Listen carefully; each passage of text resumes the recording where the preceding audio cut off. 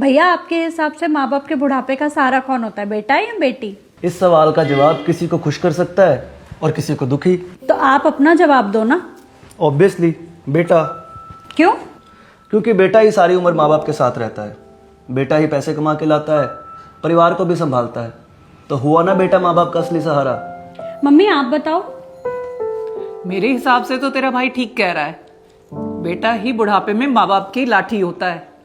बेटियां तो शादी के बाद पराई हो जाती हैं, और बेटा ही तो होता है जो बुढ़ापे में माँ बाप का ध्यान रखता है। भाभी अब आपकी बारी, आप बताओ आप क्या सोचती है इस बारे में? मुझे तो लगता है कि बेटी होती है। और आपको ऐसा क्यों लगता है? क्योंकि बेटियां समझदार होती हैं, माँ और बाप दोनों की फीलिंग समझती है, और लाडली होने की वजह से वो माँ बाप का सहारा भी बन जाती है। तो मेरे हिसाब से तो लड़की। सेम पिंच भाभी, मुझे भी ऐसा ही लगता है कि माँ बाप के बुढ़ापे का सहारा बेटियां बनती हैं। पापा अब आपकी बारी।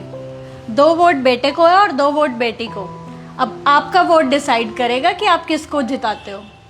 बेटा मेरे हिसाब से ना तो बेटा बुढ़ापे का सहारा होता है और ना ही बेटी। बुढ़ापे का असली सहारा होता है बहू। अरे तुम लोग मुझे ऐसे क्या देख रहे हो? मैं बिल्कुल ठीक कह रहा हूं। हम लोग बचपन से यही तो सुनते आए हैं, बेटा बुढ़ापे की लाठी होता है, बेटी अपने पापा का जिगर होती है। लेकिन जिंदगी की जब असली सच्चाई सामने आती है तब पता लगता है कि बुढ़ापे में जो सबसे ज्यादा साथ निभाता है वो बहू होती है। बेटा शादी करता है, घर में बहू आती है, और उसके बाद ही तो शुरू होती है असली जिंदगी। रोजमर्रा की छोटी छोटी जिम्मेदारियां, सास ससुर की छोटी छोटी जरूरतों को वही तो ध्यान में रखती है, और वहीं से बहू बुढ़ापे का सहारा बनने लगती है। बहू ही वो होती है जिसे सास ससुर की रोज की आदतें, उनकी पसंद नापसंद, उनकी रोज की दिनचर्या धीरे धीरे सब याद हो जाती है। जिसे पता होता है कि सासू माँ को कब कड़क चाय देनी है, कब कब ससुर जी को दवाई देनी है। सुनने में ये छोटी छोटी बातें चाहे बहुत मामूली लगती हों, लेकिन सास ससुर के लिए ये बातें बहुत अहमियत रखती हैं। जब सास ससुर कभी बीमार पड़ जाएं तो बहू अपने 10 काम छोड़कर उनकी सेवा में लग जाती है। कब उन्हें दवा देनी है, कब किस चीज का परहेज करना है, उन्हें किस चीज से तकलीफ होती है, ये सब बहू ही तो देखती है। और दूसरी तरफ अगर बहू बीमार पड़ जाए तो सारे घर की रफ्तार थम जाती है। रसोई से लेकर दवा तक, चाय से लेकर खाना तक, सब कुछ इधर उधर हो जाता है। बेटा अगर कुछ दिन के लिए घर से बाहर चला जाए तो घर में कुछ खास फर्क नहीं पड़ता, लेकिन अगर 2 दिन के लिए बहू बीमार पड़ जाए तो सारा घर तितर बितर हो जाता है। क्योंकि घर की असली धुरी बहू ही होती है, वही तो सारे घर को जोड़ कर रखती है। बुजुर्ग माँ बाप को सबसे ज्यादा तकलीफ तभी महसूस होती है जब उनकी रोज की सहूलतें टूट जाती हैं। और उन सहूलतों का ध्यान कौन रखता है? अक्सर बहू। बेटे के पास प्यार बहुत होता है, उसकी नीयत भी ठीक होती है, लेकिन हर आदत, हर जरूरत, हर परेशानियों का हल निकालने की जो कला बहू के पास होती है ना, वो सबसे अच्छी है।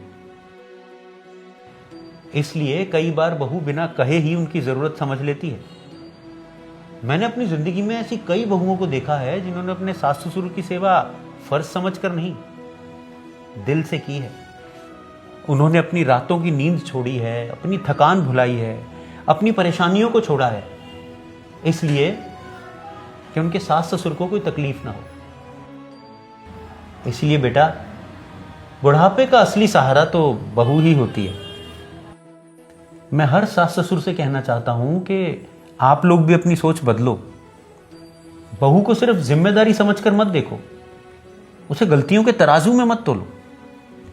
अगर हम मेरा प्यारा बेटा, मेरी प्यारी बेटी कह सकते हैं, तो एक बार मेरी प्यारी बहू भी कहकर देखो, और देखना सिर्फ एक लफ्ज से उसके दिल में तुम्हारे लिए कितना प्यार भर जाएगा। बहू की कमियों को तो हर कोई देख लेता है, लेकिन उसकी अच्छाइयों को पहचानना भी उतना ही जरूरी है। उसे घर की नौकरानी नहीं, घर का मेंबर समझो।